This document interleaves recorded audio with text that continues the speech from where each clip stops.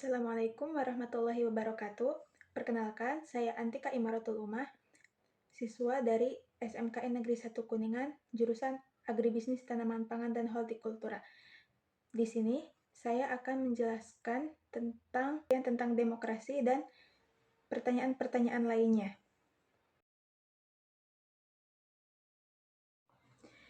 Pengertian demokrasi.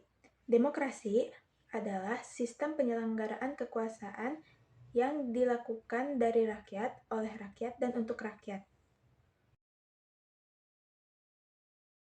Macam demokrasi ada 3. Yang pertama, berdasarkan penyaluran terkehendak rakyat. Yang kedua, berdasarkan ideologi. Yang ketiga, berdasarkan tujuan. Yang pertama, demokrasi berdasarkan penyaluran kehendak rakyat ada 2 jenis. Yang pertama, demokrasi langsung. Demokrasi langsung adalah demokrasi yang mengikutsertakan setiap warga negaranya untuk bermusyawarah dalam menentukan kebijakan umum negara.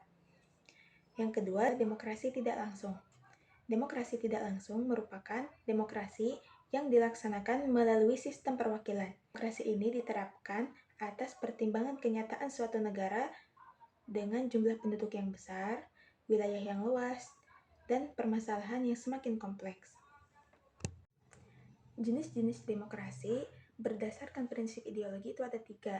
Yang pertama, demokrasi konstitusional.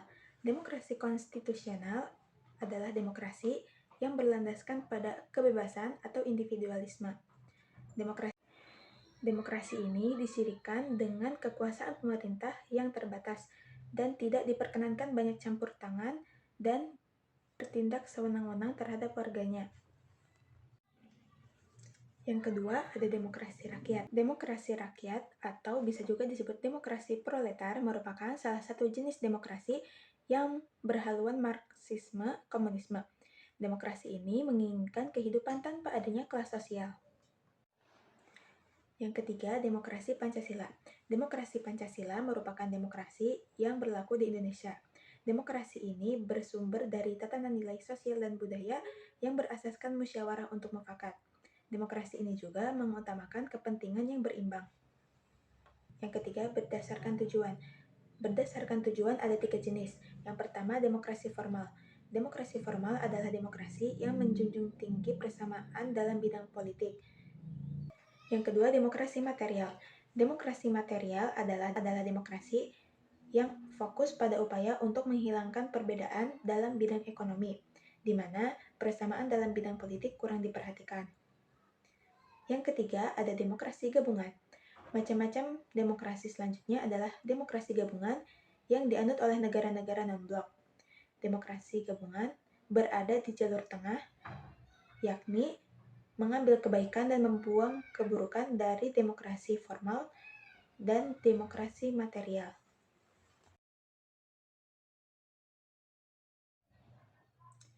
Suku guru demokrasi universal dapat diartikan sebagai tiang-tiang yang menjadi penyangga untuk membangun dan mendirikan tatanan demokratis dan juga berfungsi sebagai indikator sejauh mana demokrasi ditegakkan. Mengutip buku Wajah Demokrasi Indonesia pasca pelantikan hasil pemilu 2019, Herlina Sari, tahun 2019, halaman 8-9, ada berbagai prinsip yang kemudian dikenai sebagai soko guru demokrasi menurut pendapat Al-Madudi. Prinsip-prinsipnya yaitu, pertama, kedaulatan rakyat, kedua, pemerintahan berdasarkan persetujuan dari yang diperintah, yang ketiga, kekuasaan mayoritas, yang keempat, hak-hak minoritas, yang kelima, jaminan hak asasi manusia, yang keenam, pemilihan yang bebas, adil, dan jujur, 7, persamaan di depan hukum, yang kedelapan, proses hukum yang wajar, yang kesembilan, pembatasan pemerintah secara konstitusional, yang ke-10, moralisme sosial, ekonomi, dan politik, 11, nilai-nilai toleransi, pragmatisme, kerjasama, dan mufakat. Demokrasi Pancasila memiliki beberapa keunggulan. Di antaranya adalah 1. Rakyat yang merupakan pemegang kekuasaan tertinggi. Karena rakyat merupakan pemegang kekuasaan tertinggi, maka kepentingan rakyat akan lebih diutamakan. Selain itu, tidak ada pembeda antara rakyat berdasarkan demokrasi ini. Yang kedua, menghargai dan menjunjung tinggi HAM. Yang ketiga, mendahulukan kepentingan rakyat. Yang keempat, mementingkan musyawarah untuk mencapai mufakat. Yang kelima, berpartisipasi dan menunjukkan norma dan sebagainya.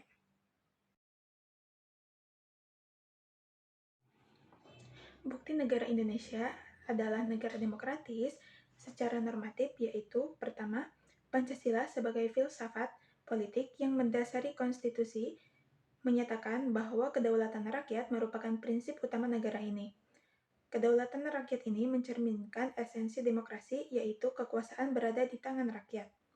Yang kedua, Undang-Undang Dasar 1945 adalah konstitusi Indonesia yang telah mengalami beberapa amandemen sejak kemerdekaannya pada tahun 1945.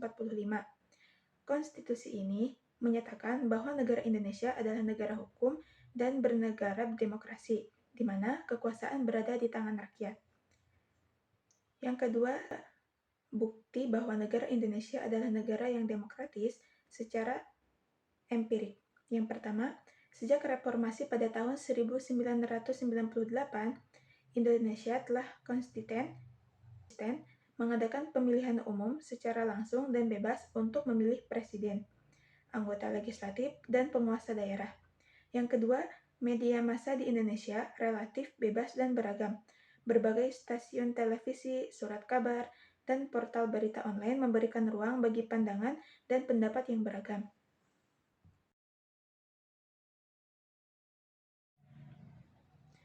Untuk mewujudkan kehidupan yang demokratis, ada beberapa prinsip yang perlu dilaksanakan.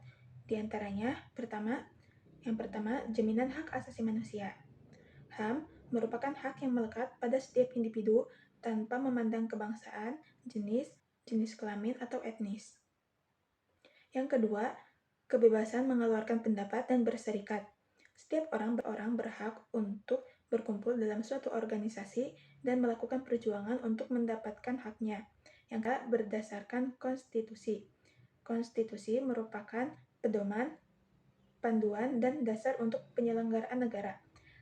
Yang keempat, pemilihan yang bebas dan jujur. Pemilihan yang bebas dan jujur merupakan salah satu prinsip demokrasi. Yang kelima, persamaan di depan hukum. Semua orang harus sama di depan hukum. Yang keenam, proses hukum yang wajar. Proses hukum yang wajar merupakan salah satu prinsip demokrasi. Yang ketujuh, pembatasan pemerintahan secara konstitusional. Pemerintahan harus dibatasi secara konstitusional. Yang kedelapan, pluralisme sosial, ekonomi, dan politik. Pluralisme sosial, ekonomi, dan politik merupakan salah satu prinsip demokrasi. Yang kesembilan, nilai-nilai toleransi, pragmatisme, kerjasama, dan mufakat. Nilai-nilai toleransi, pragmatisme, kerjasama, dan mufakat merupakan salah satu prinsip demokrasi. Sekian dari saya. Mohon maaf bila ada kesalahan kata atau informasi. Saya akhiri. Billahi taufiq wal hidayah. Wassalamualaikum warahmatullahi wabarakatuh.